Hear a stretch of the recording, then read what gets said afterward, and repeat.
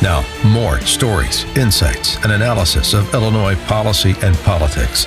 This is Illinois Rising, presented by the Illinois Policy Institute. Once again, your host, AM 560's Dan Proft.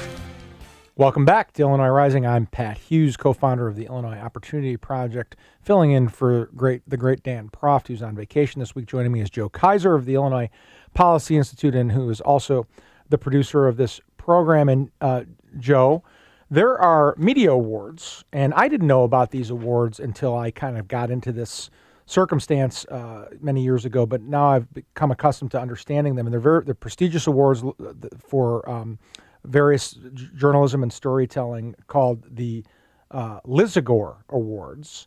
And last week, the Illinois Policy Institute, of which you're a part and I am a part as president of the Liberty Justice Center, won some of these awards. Take me quickly, before we get to the substance of it, take me through who won the awards and tell the listeners why this is such a good thing. Sure. So the Chicago Headline Club, which gives awards to excellence in Chicago journalism, the Illinois Policy Institute was nominated for 14 Lizagore Awards. So this is with us, the Chicago Tribune, the Chicago Sun-Times, WGN, the Chicago Reader, a bunch of different publications. And we were nominated for 14. I was nominated, Austin Berg, Hillary Gowans, Amy Cordy, Eric Ali, our cartoonist, a range of different awards. Austin Berg actually won 2 awards. Really sharp guy, by the way. Yeah, who's co-hosted the show with me before. For his excellence in storytelling, which was really well-deserved. It's a great event. It was fun. We were really honored to be there, but a lot of people in legacy media weren't too happy with our inclusion. Right. Rick Pearson, who's for people who don't know, the Chicago Tribune, which is, dying less than the Chicago Sun-Times, but it's legacy media, and it's got all sorts of issues like all legacy media and print media does. He tweeted, I have a tweet here, that says, but he's the political analyst and reporter for the Trib, crediting a dark money organization with journalism awards is very troubling toward the role of what journalism means at this time. So a couple things come to mind right away.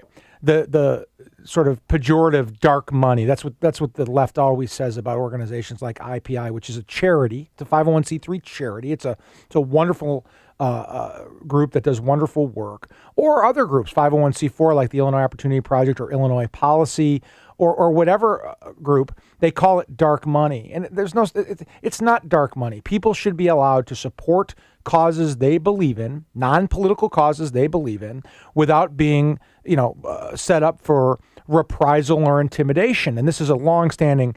It started with the NAACP in Alabama. It's a long-standing thing. So the dark money pejorative always bothers me. But more than that, Joe, more than that. This is a guy he's like a dinosaur, right?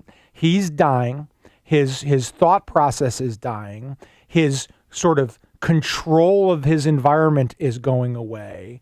And he's lashing out at what liberals and progressive always lash out at, which is competition. Right? You guys are better than they are, or as good, or whatever, and they don't like the competition. That's interesting because, I agree with the dinosaur, that description of him, because we've talked about this before on this show, and Dan's talked about this with his newspapers. They don't like competition. They don't like new models that threaten the way they do things.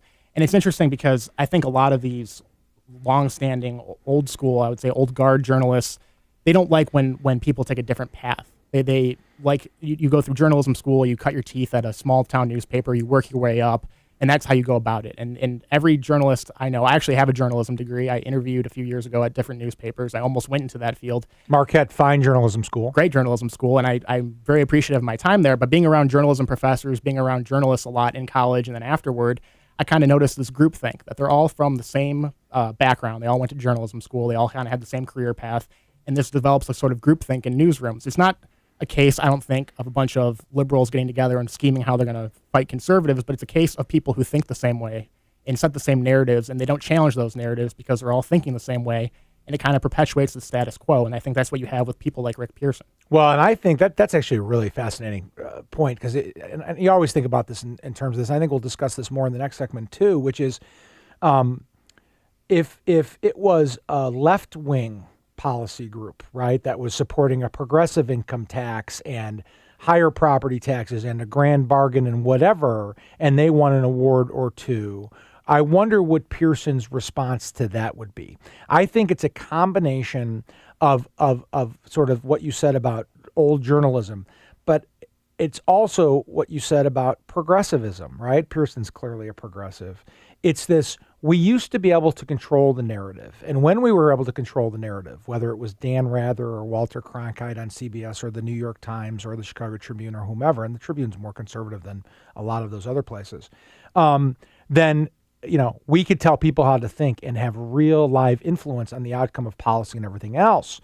And now that's still in place somewhat, and we'll talk about this nationally next, but it's less and less and less. And this is like, this is kind of like, Joe, to me, and it's not an exact thing, but you can think of it in terms of this, of the old country club model, right? The country clubs that didn't like black people or women or Jewish people or whatever the person they didn't want in there. And then the old guard was holding on to this sort of tradition of how things went, and they didn't want other people like that in who thought differently or looked differently or whatever. And it's, in some ways, it's a plantation mentality by the legacy media. We only think this way. We only want to deal with the things that we think of. And if someone's competing with us and actually winning these things, then I've got to insult them by saying they're dark money or they're, in many cases, racist, sexist, misogynist, whatever the negative is, to protect their turf that is being ceded over and over again.